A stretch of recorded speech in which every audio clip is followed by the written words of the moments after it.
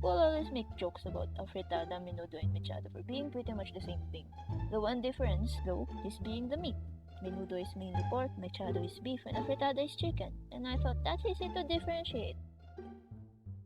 And that's until I saw this. Why?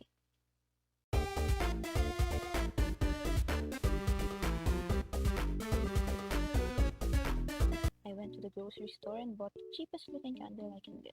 And after a lot of deliberation, I ended up melting them into a big block. And nothing could further elaborate how much of a pain it was cutting this into smaller blocks. So I started to carve, and somehow I was able to manage with this dull bread knife thing I used for my gardening tools at the time. One reason I choose candle wax is because I get to recycle the shavings by melting them over and over. So this has been one of the least wasteful materials that I have worked with. Painting them was surprisingly easier than what I thought, though I had to paint several layers for the color to show and stick. Now, before I show the finished output, I want to explain my thought process of why I chose each ingredient with the corresponding piece.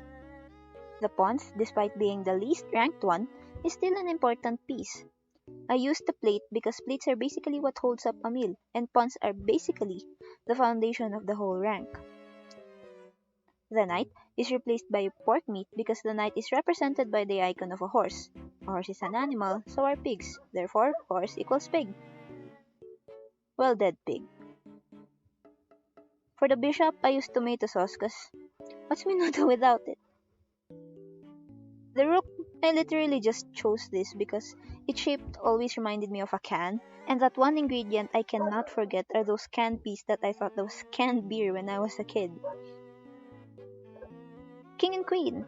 Well, this is the easiest designation I did, as the potato and carrot reminds me of the usual shape structure of royals in cartoons, or pretty much on every character design. The king is usually round and chubby like the potato, which is contrasted by the queen who is slim and thin just like the carrots.